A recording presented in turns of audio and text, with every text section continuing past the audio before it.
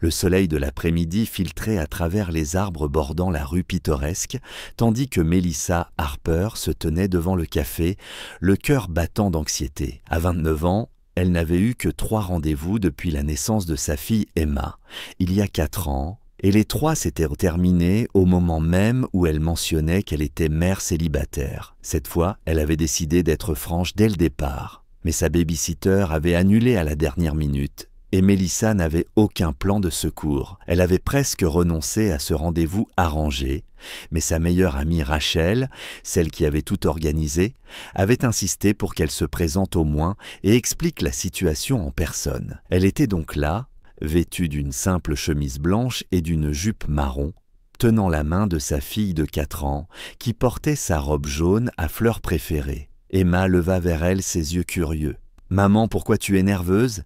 Ta main est toute moite. Je vais rencontrer quelqu'un, ma chérie, » dit doucement Melissa, un ami de tante Rachel. « Mais je crois qu'il ne voudra pas rester très longtemps quand il verra que je t'ai amené. »« Pourquoi il ne voudrait pas rester ?» demanda Emma, sincèrement intriguée. « Je suis gentille, je serai très calme. » Le cœur de Melissa se serra. « Oui, tu es gentille, mon trésor, la meilleure. » Mais certaines personnes n'aiment pas beaucoup les enfants, surtout lors d'une première rencontre. Elle l'aperçut alors, debout devant le café, exactement comme Rachel l'avait décrit. Grand, brun, vêtu d'un costume gris parfaitement taillé qui valait sans doute plus que ce que Melissa gagnait en 3 mois. Même de loin, elle pouvait voir qu'il était séduisant, plein de réussite, complètement hors de sa portée. C'était James Richardson, le PDG de Richardson Industries, héritier d'une riche famille, mais d'après Rachel, gentil et sincère malgré sa fortune.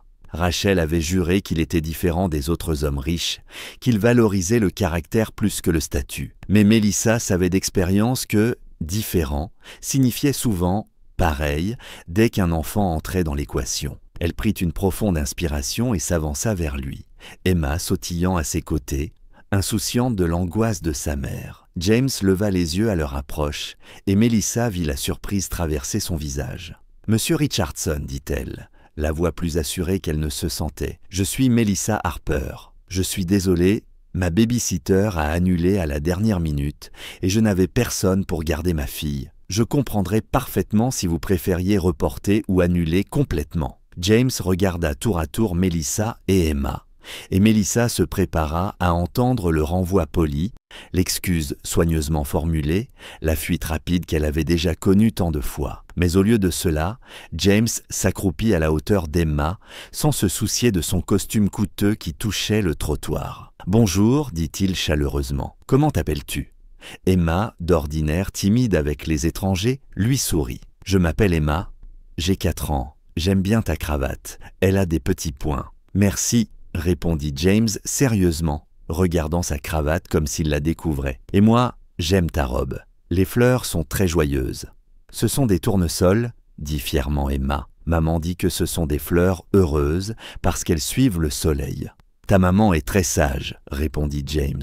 Puis il se redressa et posa sur Melissa un regard si chaleureux qu'elle en eut le souffle coupé. « Je suis content que vous soyez venues, toutes les deux. Ça vous dirait de déjeuner avec moi ? Je connais un petit restaurant pas loin où ils font les meilleurs croque-monsieur du quartier. Si cela plaît à une fillette de 4 ans, bien sûr. »« J'adore les croque-monsieur » s'exclama Emma. Melissa le fixa, attendant le moment où tout s'effondrerait. « Cela ne te dérange pas qu'elle soit là ?»« Pourquoi cela me dérangerait ?» demanda James, sincèrement étonné. « Elle fait partie de toi. Tu es une mère. Ce n'est pas quelque chose de séparé de ce que tu es. C'est une partie intégrante de toi.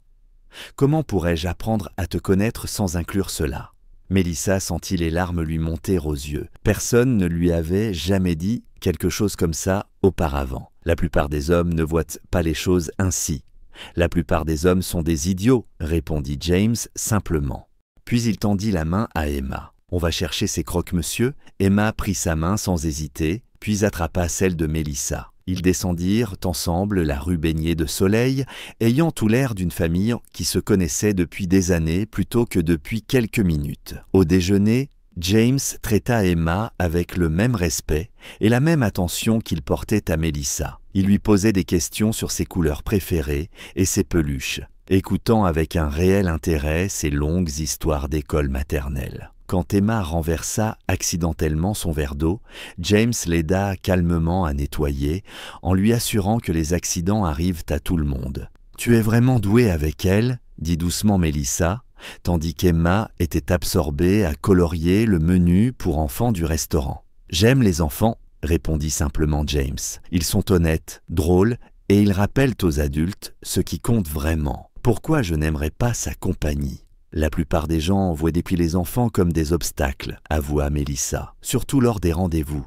Certains hommes m'ont déjà dit que j'aurais dû mentionner que j'avais un enfant avant qu'on se voie, comme si c'était quelque chose dont j'aurais dû avoir honte ou à cacher. » Le visage de James se durcit. « Ces hommes ne te méritent pas, ni toi ni Emma.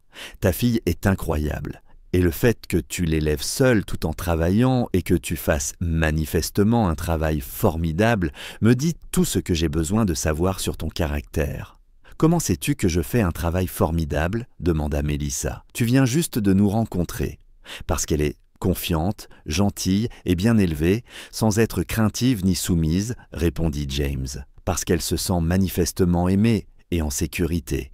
Parce que, quand elle parle de toi, tout son visage s'illumine. Ce n'est pas un hasard, c'est le fruit du dévouement, de l'amour et du travail. Melissa sentit de nouveau les larmes lui monter. « Merci, cela signifie plus que tu ne le crois. » Après le déjeuner, ils se promenèrent dans le quartier, Emma entre eux, tenant leurs deux mains et demandant parfois à être balancés dans les airs, ce que James fit avec enthousiasme malgré son costume d'homme d'affaires. Les passants leur souriaient et Melissa ressentit quelque chose qu'elle n'avait pas ressenti depuis 4 ans, la normalité. Peut-être qu'être mère célibataire ne la disqualifiait pas forcément d'une relation, ne l'empêchait pas d'être vue comme une personne entière et pas seulement comme un parent. Quand Emma commença à fatiguer, James proposa de s'asseoir dans un petit parc. Melissa le regarda pousser sa fille sur la balançoire, sa veste posée sur un banc, sa cravate desserrée, riant aux éclats des cris de joie d'Emma. « Il est vraiment gentil, maman », dit Emma en revenant s'asseoir près de Melissa. « Je l'aime bien. On peut le garder ?» Melissa éclata de rire malgré elle. « On vient juste de le rencontrer, ma chérie. On ne peut pas garder les gens. » « Pourquoi pas ?» demanda Emma. « Si quelqu'un est gentil et te fait sourire, pourquoi on ne pourrait pas le garder ?» James s'approcha à temps pour entendre la fin, le sourire aux lèvres. « Je serais honoré d'être gardé, si vous voulez bien de moi, mais je préfère vous prévenir. Je travaille beaucoup, je suis nul en travaux manuels et je n'ai jamais réussi à faire des pancakes sans les brûler. »« Ce n'est pas grave, » répondit sérieusement Emma. « Maman peut t'apprendre. Elle est très forte pour les pancakes. Et moi, je peux t'apprendre les travaux manuels. Je suis une experte. »« Voilà un marché équitable, » dit James, puis il regarda Melissa. « Si ta maman veut bien me donner une chance ?» Melissa regarda cet homme en costume coûteux, celui qui avait passé l'après-midi à pousser sa fille sur les balançoires, qui avait dit qu'Emma faisait partie intégrante d'elle-même, qui n'avait ni reculé, ni trouvé d'excuses, ni traité son enfant comme un inconvénient. « Oui, dit-elle doucement, je veux bien te donner une chance. » Au fil des mois, James devint une présence constante dans leur vie. Il assistait au spectacle de l'école maternelle d'Emma, les emmenait au zoo le week-end et apprit à faire des pancakes convenables sous la patiente instruction de Melissa. Jamais il ne fit sentir à Melissa qu'elle devait choisir entre lui et sa fille. Jamais il ne se plaignit d'un rendez-vous annulé parce qu'Emma était malade. Jamais il ne suggéra que leur relation serait plus facile sans enfant.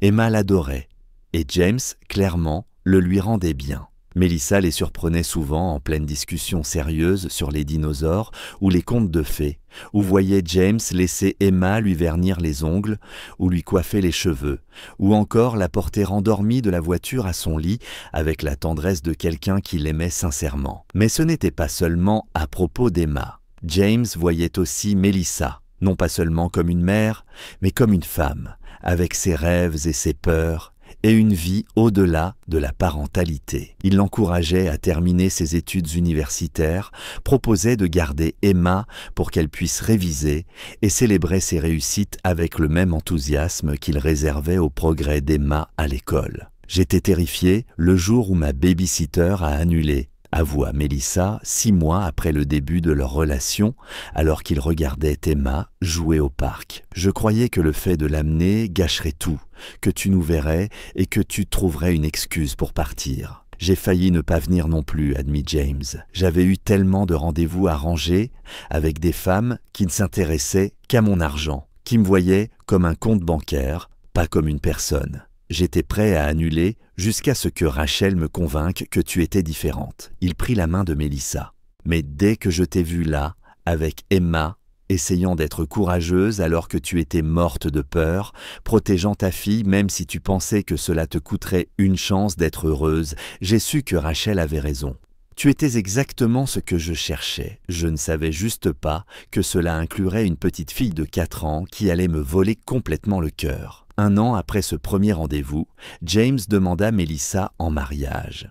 Pas dans un restaurant chic, ni dans un lieu exotique, mais dans leur salon, avec Emma présente. Parce que, comme il le dit, ils formaient un tout, et Emma méritait de faire partie de ce moment. Il se mit à genoux devant elles deux. « Mélissa, tu m'as appris que l'amour ne consiste pas à trouver quelqu'un de parfait, mais quelqu'un dont les imperfections s'accordent parfaitement aux tiennes. Tu m'as montré que la famille n'est pas toujours une question de sang, mais de choix, d'engagement et de présence au quotidien. Et toi, Emma, tu m'as appris que les plus belles choses de la vie viennent souvent dans de petits paquets, avec de grandes voix et des opinions bien arrêtées sur quel personnage de dessin animé est le meilleur. Emma rit et James continua. Je vous demande à toutes les deux d'être ma famille. Mélissa, veux-tu m'épouser? Et toi, Emma, veux-tu me laisser être ton papa? Pas pour remplacer qui que ce soit, mais pour vous aimer, toi et ta mère, pour le reste de ma vie. Oui, cria Emma, se jetant sur James avec tant d'enthousiasme qu'ils tombèrent tous deux au sol. Oui, dit Mélissa à travers ses larmes de joie, les rejoignant dans un enchevêtrement de bras, de rire et d'amour. Ils se marièrent 3 mois plus tard, lors d'une petite cérémonie où Emma était demoiselle d'honneur. Pendant ses vœux, James prononça les mots que Mélissa n'oublierait jamais. « Je ne t'épouse pas malgré le fait que tu sois une mère, je t'épouse à cause de ce que tu es. » Ce qui inclut le fait d'être une mère incroyable pour une fille tout aussi incroyable. Elle fait partie de toi et j'aime chaque partie de toi. Des années plus tard, quand on demandait à James ce qui l'avait fait tomber amoureux de Mélissa, il répondait toujours la même chose. Elle est venue à notre premier rendez-vous avec sa fille, terrifiée à l'idée que je les rejette toutes les deux, mais assez courageuse pour être honnête sur qui elle était vraiment. Ce genre de courage, ce genre d'authenticité, c'est ça l'amour. Je ne suis pas tombé amoureux d'elle malgré le fait qu'elle soit mère, je suis tombé amoureux d'elle parce qu'elle était exactement elle-même, sans excuse ni faux semblant. Parfois, les moments que l'on craint de voir tout détruire se révèlent être ceux qui nous montrent ce dont nous avions besoin depuis toujours. Et parfois, la personne qui nous aime le mieux est celle qui voit nos complexités, non pas comme des obstacles, mais comme des parties essentielles de ce que nous sommes, dignes d'amour justement parce qu'elles nous rendent complets. Si cette histoire vous a touché, n'oubliez pas de cliquer sur « J'aime » et de vous abonner à la chaîne pour découvrir d'autres récits émouvants, intenses et pleins de surprises. Dites-nous en commentaire d'où vous nous regardez dans le monde, nous aimons vous lire. À très bientôt, restez bienveillants, restez curieux et continuez à nous suivre.